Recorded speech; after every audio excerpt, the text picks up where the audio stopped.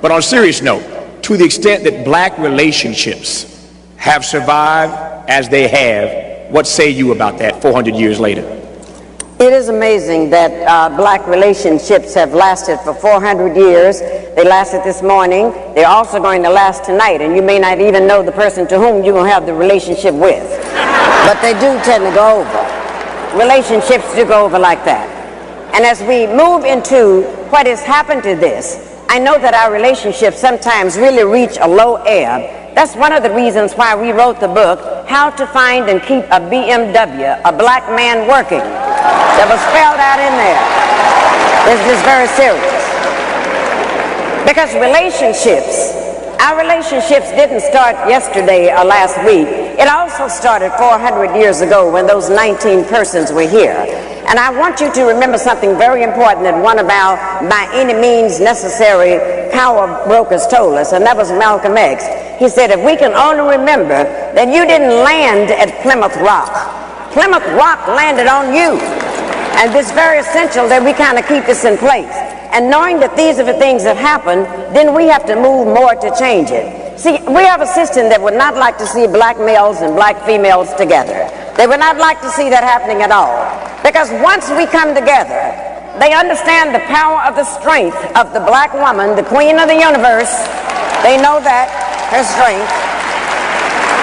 They also know the power of the black male, the warrior. If you would turn him loose, he will protect also his family and things that need to be done. And because they understand that if our relationships are together, then they will lose. But if our relationships are torn up, then we can forever be treated in certain ways by the oppressors. That's why they gave us something called integration, which is nothing but the illusion of inclusion. They gave us this. They actually gave that statement. And when they gave that statement, it meant that they could go right into your homes. They went into the black homes now, the powers that be, and told us that you cannot discipline your children anymore. And if you discipline your children, you will go into jail. It's this kind of thing they told us. Now, this is amazing that, you know, the black parents who in Africa, that was out of the question. Some social worker come in there saying you can't discipline your children, the social worker would disappear. As you all know, this kind of thing would go on. You would be sitting in a place like this, and all you had to do was act up and do something wrong, and all your mother had to do was to glance in your direction. Y'all remember that? And you remember that the glance meant, don't let me have to get up and come over there.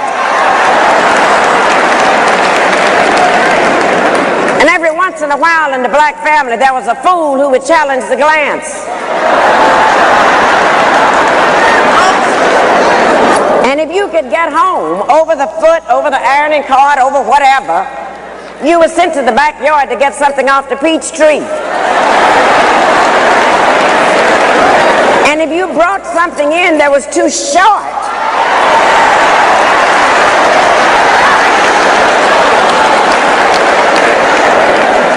God forbid that you would do something like that. But then it got so terrible in frightening us. This is why we got to take this back. And this is the best part of our action plan, is to reclaim the minds of our children. Because then they went into the public schools and took discipline out of there. So when we acted up in there, they put our boys, our black men, into something called special ed classes.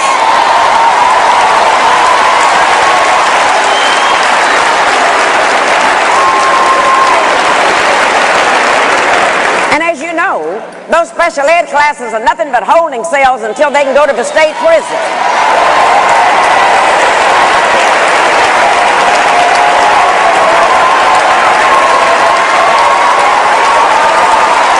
But this is what they did.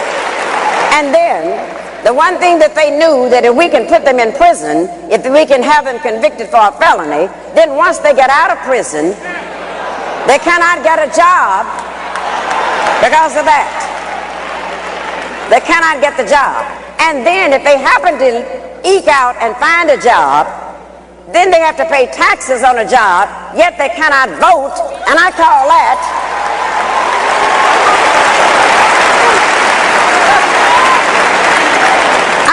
taxation without representation. That's what we're looking at. And if one of the things that we would learn to do, they did a grand thing when they took that discipline away from us, because when they made our parents afraid to discipline the children, then what happened? We found out that the teachers were afraid of the principals were scared of the superintendent was scared of the school board was scared of the parents were scared of the children, and the children ain't scared of nobody.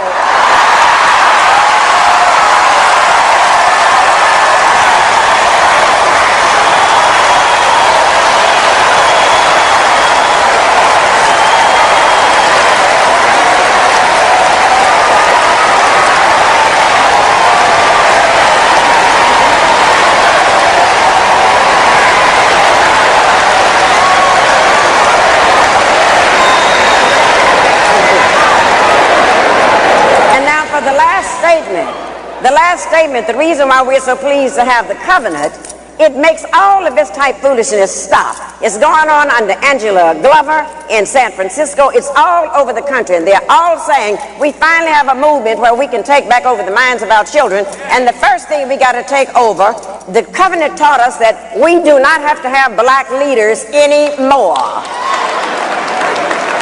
It told us because everyone in this room is empowered to be a black leader. Everyone in this room.